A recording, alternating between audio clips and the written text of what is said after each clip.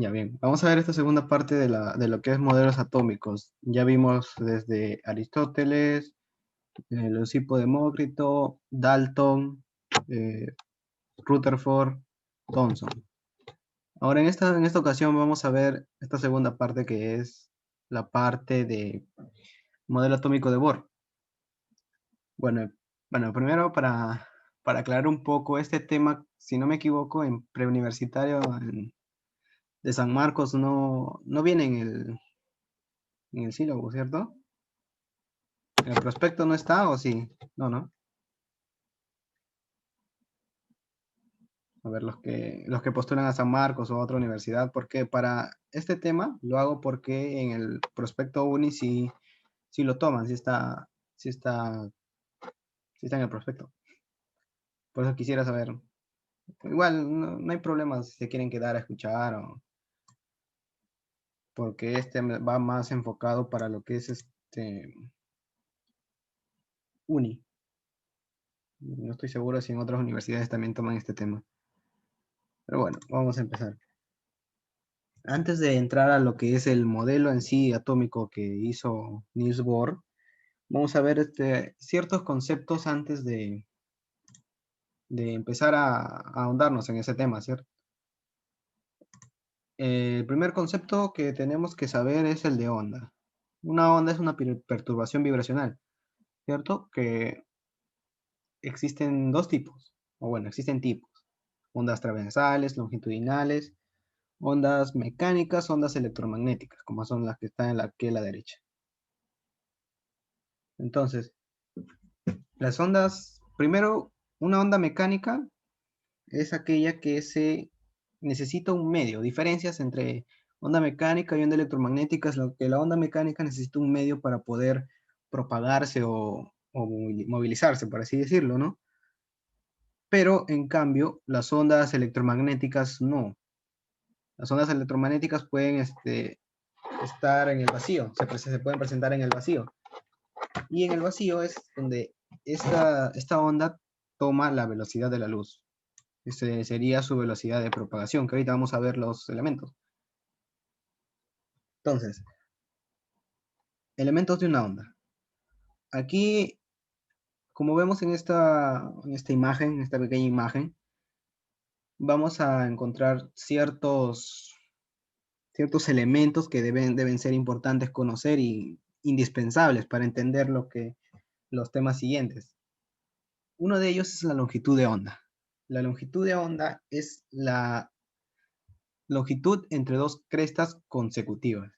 Como vemos aquí en esta imagen, siempre lo representamos con el símbolo de lambda. Este simbolito que está aquí, a ver, un momento.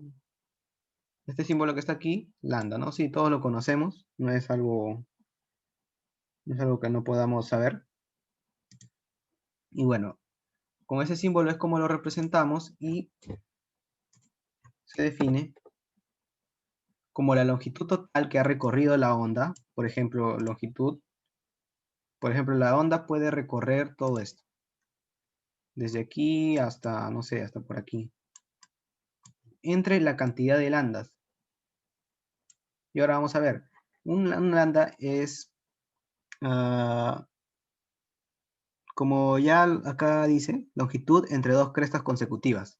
Me faltó explicar esa parte. ¿Qué es una cresta? Valles, etcétera, ¿no? Una cresta es este de acá, el punto máximo de la onda que puede llegar. Y un valle es el punto mínimo, tomando como referencia el sistema de coordenadas rectangulares, ¿no? XY. El punto mínimo es llamado valle y este punto de intersección lo llamamos nodo. Punto de intersección con el eje X. Nodo, estos puntitos rojos. Entonces, una longitud de onda es la longitud que va de cresta a cresta. De esta cresta a la siguiente cresta, a la consecutiva. Todo esto es una longitud de onda. Pero también es una longitud de onda la longitud que va de valle a valle consecutivo. Y también es esta longitud. De un nodo al segundo siguiente. ¿Sí? O sea, te saltas uno y llegas a todo esto es una longitud de onda. ¿Por qué? A ver, tú tienes esto así. Si tú mueves hacia la izquierda y empiezas desde acá, desde este punto rojo, esta longitud que ha recorrido va a ser la misma que esta. Entonces va a terminar hasta aquí. Y todo esto viene a ser un lambda. ¿Sí? Entonces, todo eso llamamos lambda. Lambda es la longitud entre cresta a cresta o valle a valle. Y si, por ejemplo, yo tengo una longitud total recorrida de la onda que va desde acá hasta por acá, todo esto, entonces la longitud de onda va a ser igual a ¿cuánto? A toda esta longitud recorrida, ¿sí? Que vemos aquí, toda esta longitud, vamos a llamarlo L, sobre la cantidad de lambdas. Pero ya te dije que el lambda es dejando un nodo, esta distancia, ¿cierto? De nodo, este nodo no, el siguiente, este nodo. Pero aquí vemos que hay dos, este también, ¿cierto? Hay dos lambdas, entonces si lo divides entre dos, y eso va a ser tu longitud de onda. ¿Está bien? ¿Alguna pregunta? Esta parte es sencilla.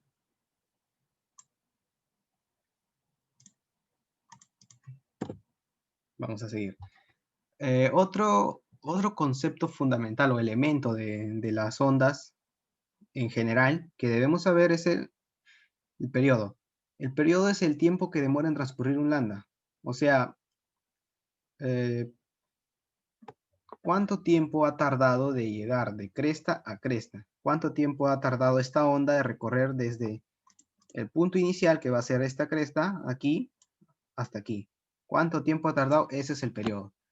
Igual lo podemos calcular como la anterior. Aquí es longitud total, aquí va a ser el tiempo total.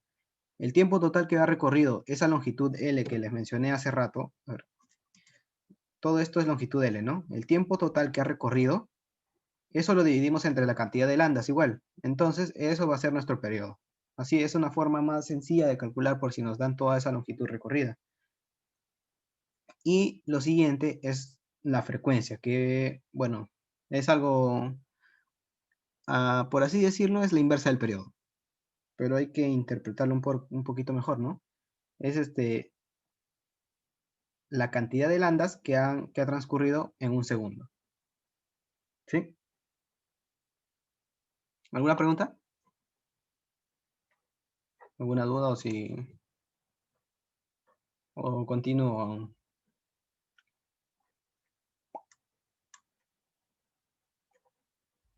Si tienen una pregunta, escríbanla en el chat, no hay problema. O si sigo también, escríbanlo.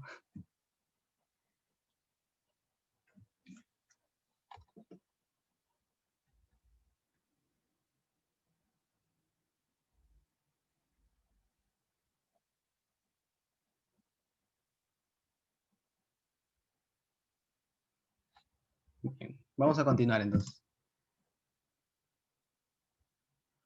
Lo que sigue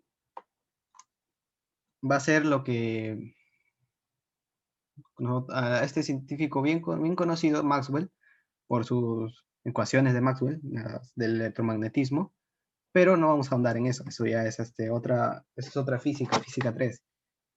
Aquí vamos a considerar lo que nos interesa, lo que nos va a servir para entender el modelo, no tanto ahondar en otros temas. Eso ya podemos nosotros, cada uno, si es que esté interesado, buscar en internet, hay mucha información. Empezamos con esta simple ecuación, ¿verdad? Esa ecuación, si nosotros nos remontamos a nuestra física elemental, a física básica, o física académica igual, de colegio, todo enseñan esto, que en un movimiento rectilíneo uniforme, MRU, la velocidad es igual a la distancia sobre tiempo, ¿cierto? Como es movimiento rectilíneo uniforme, velocidad constante, ¿cierto? No hay aceleración, no hay nada. Esto es en módulo, claro. E igualmente hizo este señor para poder, él asumió que primero vamos a ver lo que es la velocidad de propagación, ¿sí? La velocidad de propagación es hacia dónde se mueve, se está moviendo, así entre comillas, la onda, ¿no? Esto va a ser nuestra velocidad de propagación. La onda se mueve hacia la derecha con cierta velocidad. Entonces, para nosotros vamos a considerar que esta onda cumple un MRU. Entonces va a ser distancia sobre tiempo. Aquí tenemos la distancia. Supongamos, a ver, todo esto. Desde aquí hasta aquí. Esto es para facilitar los cálculos, ¿no? ¿Cuánta distancia ha recorrido de este punto a este otro punto?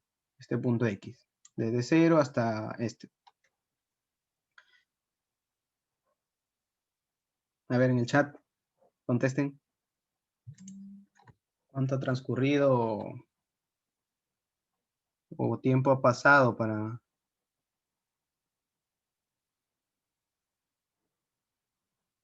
Perdón, tiempo no, sino cuánta distancia ha recorrido la onda? ¿Me podrías decir?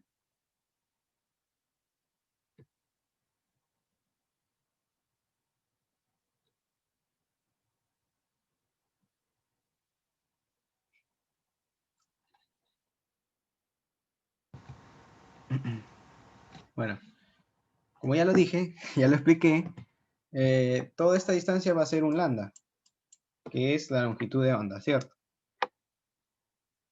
Y el tiempo que recorre toda esa longitud de onda se llama periodo.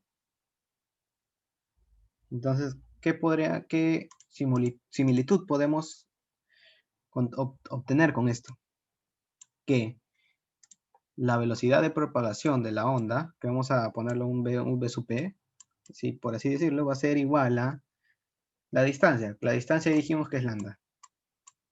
Sobre el tiempo. El tiempo va a ser el periodo.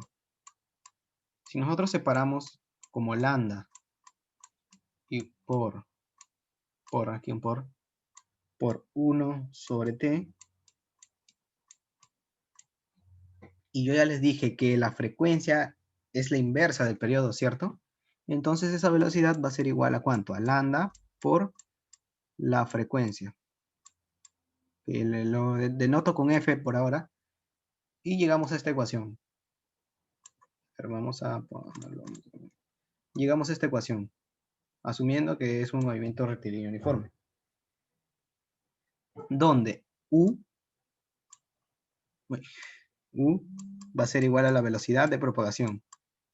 Lambda es la longitud de onda y este V, o este simbolito que parece una V, este V va a ser la frecuencia. Algunos denotan la frecuencia con F, otros con este V así, medio raro. ¿Sí? Entonces, ¿alguna pregunta? Una pregunta, o si no, para seguir avanzando.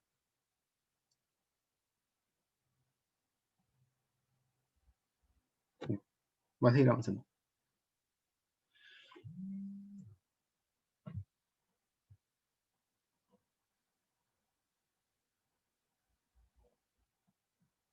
Bueno, lo siguiente que vamos a ver es la teoría cuántica de Planck.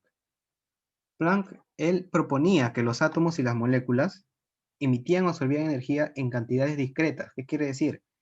Que lo hacía en pequeños paquetes o cúmulos, en donde la menor cantidad que se podía emitir o absorber en forma de radiación lo llamó cuanto. En donde la energía que cada uno de estos pequeños paquetes o cúmulos se podía calcular de esta forma. Era proporcional a la frecuencia. Y se podía calcular de esta forma. Como vemos aquí, que la energía es igual a h por, este no es velocidad, ¿eh? Ten cuidado, esto es frecuencia. H por frecuencia. Ya les dije que la frecuencia algunos lo denotan con F y otros con esta V media rara. ¿Sí? Entonces, esta es la ecuación que nos va a servir para la energía de un átomo, perdón, de un cuanto, que también lo llamamos fotón. ahora últimamente se llama fotón. Usando la fórmula anterior, en donde dijimos que este U, que representa la velocidad, es igual a lambda por la frecuencia. Entonces de aquí podemos despejar la frecuencia, ¿no? Despejamos la frecuencia y me queda que la frecuencia va a ser igual a ¿cuánto? A la velocidad U sobre lambda. Y eso lo reemplazamos en la ecuación de la siguiente diapositiva.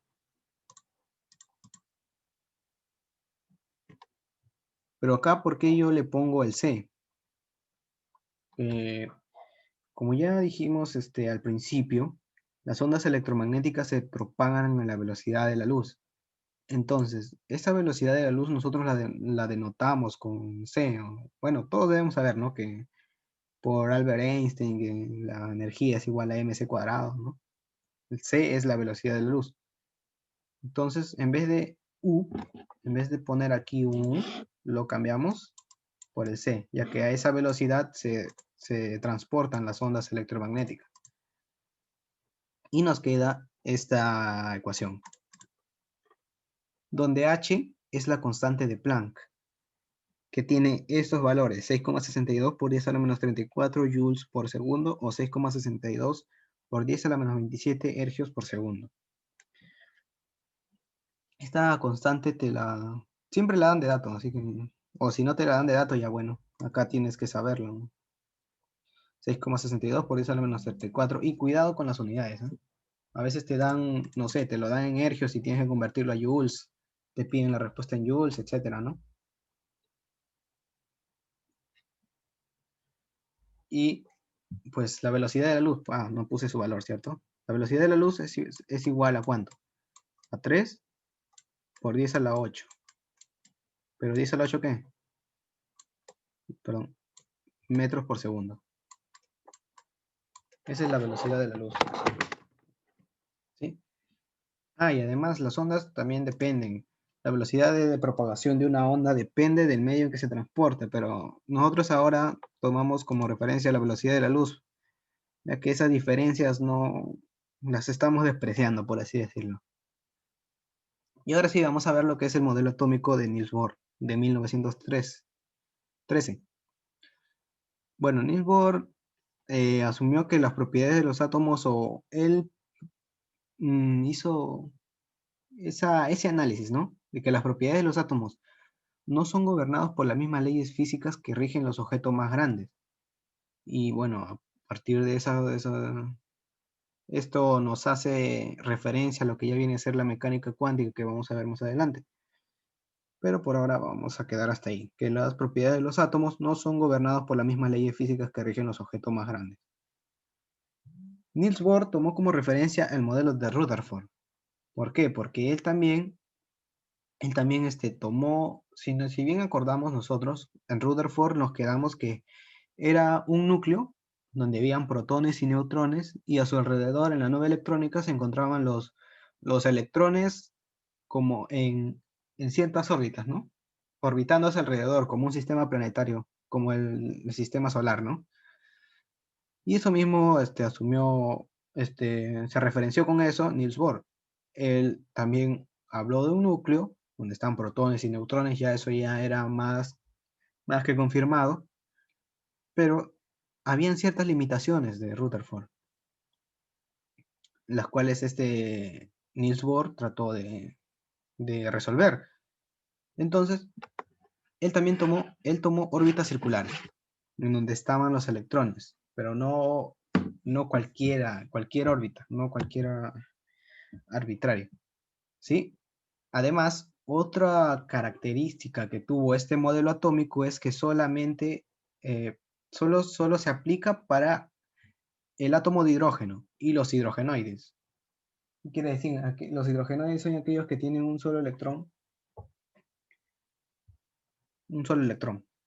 ajá, que son ionizados hasta que alcanzan un solo electrón. Por ejemplo, el helio, le quitas un electrón, lo ionizas y ya tienes un hidrogenoide que va a tener un electrón, pero con dos protones.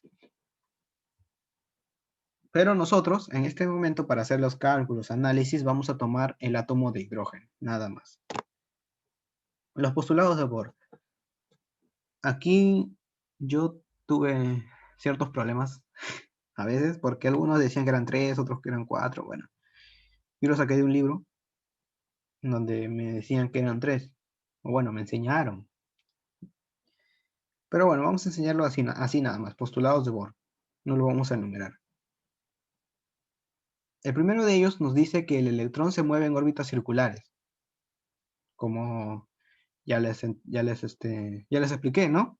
Se mueve en órbitas circulares, pero solo están permitidas órbitas con ciertos radios, correspondientes a ciertas energías definidas.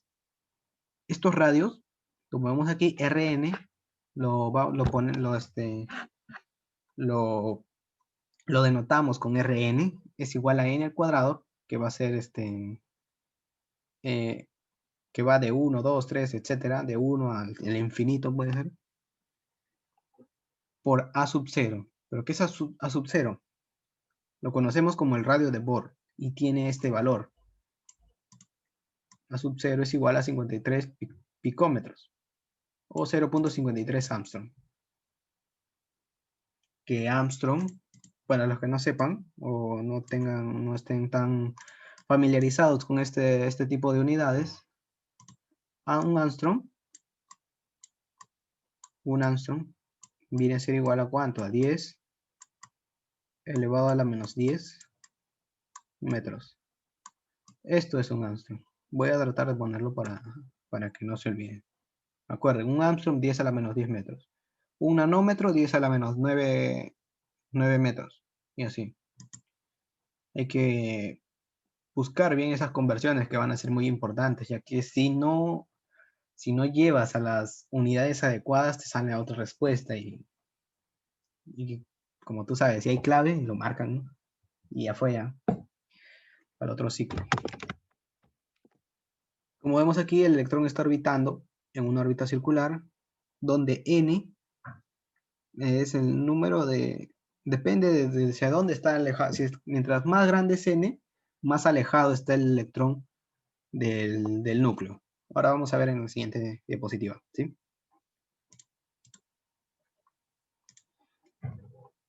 El siguiente postulado es que un electrón en una órbita permitida tiene una energía específica y está en un estado de energía permitida en donde el momento angular del electrón es múltiplo entero de h sobre 2pi. Bueno, para el momento angular es m b por r, que es el radio este. Esto debe ser múltiplo entero de h sobre 2pi. ¿Qué quiere decir un múltiplo entero? Que va a estar multiplicado por un k, en donde k pertenece a los que k pertenece a los enteros positivos. O en otras palabras, k puede tomar también estos valores. K igual a 1, 2, 3, 4, etc. Solo en las órbitas en donde se cumpla esto es en donde puede estar permitido que esté el electrón. ¿Sí?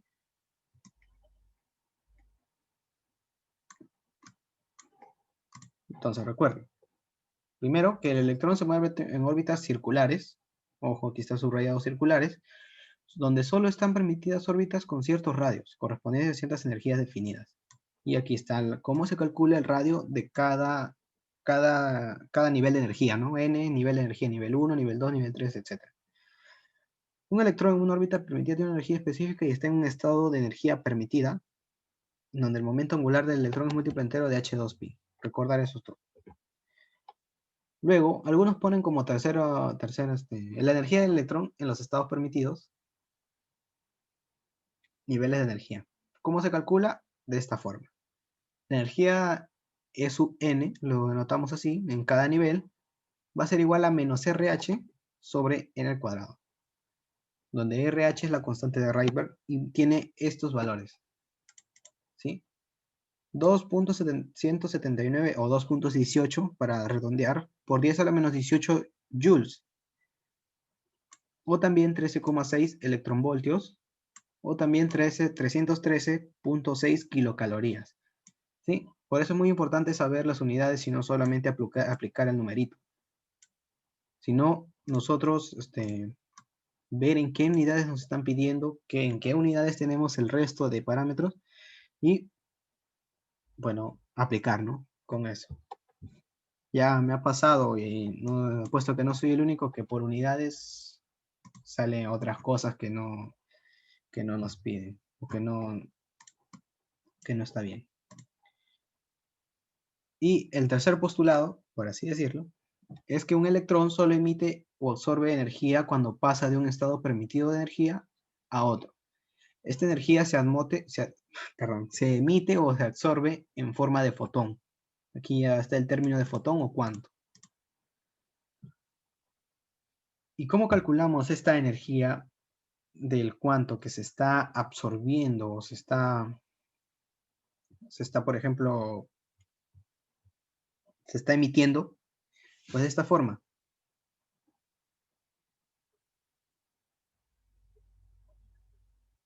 Aquí, aquí. Cuando, por ejemplo, aquí está, estos son los n que dije, n1, n2, cuando n es más grande está más alejado del núcleo, ¿cierto? Entonces, mire, aquí dice, un fotón es emitido con energía E igual a h por frecuencia, que también puede, la F es frecuencia, también puede ser denotado por esa V media rara, ¿no? Aquí dice, el electrón es un átomo de hidrógeno en la órbita más próxima al núcleo, o sea, cuando n es igual a 1, tiene la energía permitida más baja, o también es llamado estado fundamental, ¿sí? Si te dicen en un problema que el electrón pasa de cierta capa o cierto nivel de energía al estado fundamental, quiere decir que va de cualquiera de estas órbitas hacia el n igual 1. Y ahorita vamos a ver.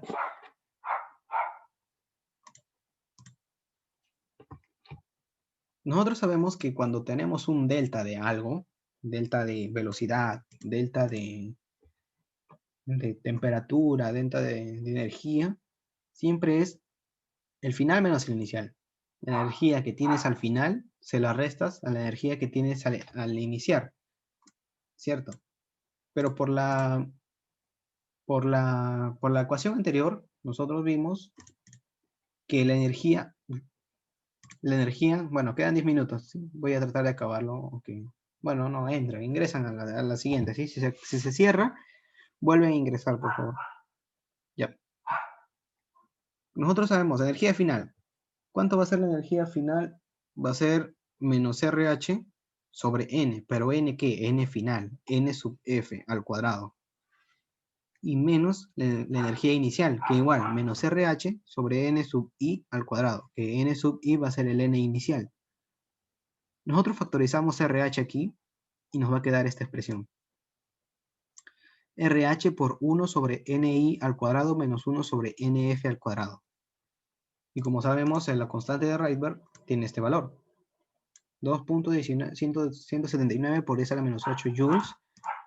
O dependiendo en qué unidades te piden, puedes cambiarlo. Por eso dejarlo simplemente así. Dejarlo de esta forma. ¿Sí? Y ahí nosotros vamos en qué unidades nos pide o en qué unidades queremos calcularlo. Hay otro. Y aquí está. Cuando el electrón adquiere un cuanto de energía, pasa a un nivel más alto. O sea que cuando absorbe, como ya vimos aquí, que Planck dice que se absorbe o se emite en cantidades discretas, ¿cierto? Bueno, aquí está absorbiendo. Está absorbiendo cuántos o emitiendo cuántos. Y cuando ya el N, como ya les dije, el N1 es un estado fundamental. Pero cuando el N es diferente de 1, no se llama estado fundamental, se llama estado excitado. ¿Sí? Esos dos nombres. Si te dicen en un estado pasa del estado fundamental está en un está excitado, perdón, cuando está en estado excitado, si te dicen que el electrón está en un estado excitado y pasa al fundamental y te piden hallar ese estado en que n está, pues aplicas y te dan delta de energía y todo eso. Solamente tienes que hallar el n en el que se encuentra el electrón. cuando pasa del estado excitado NF hacia el N que vale 1. Y aquí, por ejemplo, bueno, no se mareen con eso, ¿no? Simplemente recordar, si te dicen estado fundamental, N es igual a 1. Y si te dicen estado excitado, N es diferente de 1. Puede ser 2, 3, 4, etc. Y aquí, 1, 2, 3 tenemos, ¿cierto? Dice energía debe ser absorbida. ¿Qué quiere decir? Que cuando el electrón pasa de un estado menor hacia un estado mayor, este electrón debe absorber energía para poder dar ese salto. Pero si el estado inicial es mayor, o sea, el electrón va de un estado, por ejemplo, de un estado 3 a un estado 2 que es menor, se libera energía, ¿sí? Se libera un fotón, pero solo uno, ¿sí? Uno por salto. Entonces, ¿cómo calculamos este delta? Pues, aquí está. Que el valor absoluto de este delta de energía es igual a la energía de ese fotón que se ha emitido o se ha absorbido, o el cuánto. Y eso lo igualamos a esta ecuación de aquí, H por frecuencia, que donde H es la constante de Planck, ya lo vimos. ¿Sí? Entonces, antes de pasar al siguiente, algo práctico, ¿sí? Si nosotros vemos, pasamos, ya ver, del 1 al 2. Vamos a hacer suponiendo, ¿ya? Suponiendo que vamos a pasar del estado 1 al estado 2 y queremos calcular cuánta energía ha sido absorbida o liberada. Sabemos que es RH por cuánto, la delta de energía. 1 sobre qué? Sobre N inicial menos 1 sobre N final. Entonces, N inicial, ¿cuál es? 1. Menos N final, que es 2 al cuadrado. ¿Cierto? Si nosotros observamos aquí, 1 menos 1/4 me da positivo. ¿Sí? Me da positivo. Entonces, cuando salta de un nivel menor a uno mayor, este delta de H es positivo. ¿Sí? Cuando salta de uno mayor a uno, de uno menor, perdón, a uno mayor, el delta de H es positivo. El delta de energía, perdón. El delta de energía es positivo. Pero cuando salta de un mayor a uno menor, este delta de energía va a ser negativo. Es obvio, ¿no? Menos, si supongamos, cambiamos de lugar. El 2 al cuadrado ponémoslo aquí, al principio, y el 1 al cuadrado al final. Va a ser 1/4 menos 1, y eso es negativo. Entonces, para facilitar los cálculos, vamos a ver. Siempre que pasa de menor a mayor es positivo, y uno de mayor a menor es negativo. Entonces simplemente nosotros calculamos esto. Sin orden, cualquiera, puede ser el orden. Calculamos y tomamos su valor absoluto. Por ejemplo, si nos sale, a ver, al revés pongámoslo, ¿ya? Menos 3/4 RH. Supongamos que nos sale esto. Nos olvidamos del signo y quedamos así. Ahora vemos, si pasa de uno mayor a uno menor, ponemos negativo. Pasa de un menor a uno mayor, lo dejamos con positivo. Puede ser una regla práctica, ¿no? Para que no estés mareándote si tiene que ir primero el inicial o el final, sino ver si absorbe o si emite, ¿sí? Eso como una regla práctica para saberlos, para no confundirse tanto con los signos o cuál va primero, cuál va segundo. Ahora sí vamos a ver los espectros electromagnéticos. Los espectros electromagnéticos es la separación de las diferentes longitudes de onda. Es la distribución energética del conjunto de ondas electromagnéticas. Como vemos aquí, una luz blanca pasa a través de unas rendijas y a través de un prisma en donde cae en esta película fotográfica y se emiten ciertos colores, ¿no? O cierta radiación. Es como cuando nosotros tenemos un lapicero, ¿no? El típico pilot que le cae el sol y en la mesa se ven unos colorcitos, ya es algo parecido. Aquí presentamos dos espectros, uno de emisión y el otro de absorción. En el espectro de emisión podemos observar aquí que se da cuando hay un fondo oscuro y líneas brillantes, ¿sí? Y el espectro de absorción, vemos aquí que hay un fondo claro con líneas oscuras, ¿sí? Absorbe, cuando es un espectro de absorción, se da cuando hay un fondo claro con líneas oscuras. Quiere decir que hay pequeñas líneas negras, como vemos aquí, líneas negras. A estos son las líneas oscuras. ¿Qué quiere decir? Que este espectro es de absorción. Mientras que si vemos todo negro y unas pequeñas líneas de colores así, quiere decir que es un espectro de emisión. ¿Sí? Son espectros. Y ahora vamos a pasar a las series espectrales de emisión del hidrógeno. Estas series espectrales se dan cuando un electrón pasa a otro, o sea, emite. ¿Qué quiere decir que emite? Es cuando pasa de un nivel mayor, aquí por ejemplo, de un nivel mayor a un nivel menor. Es por eso que vemos, en este caso, del hidrógeno. ¿Y por qué del hidrógeno? Porque ya dijimos que el modelo atómico de Bohr se da para el hidrógeno. ¿Sí? Entonces, aquí, bueno, queda un minuto. Voy a cortar esta reunión porque queda menos de un minuto y entran para ya acabar. Serán unos 10 minutos nada más para acabar y ya. Sí, voy a cortar esto y me esperan un rato a que termine de descargar el video y ya terminamos esta parte de series espectrales, aunque no es mucho, sería el toque. ¿Sí? Si quieren, entran para acabarlo y ya. Sí, voy a cortar esta reunión. ¿Sí?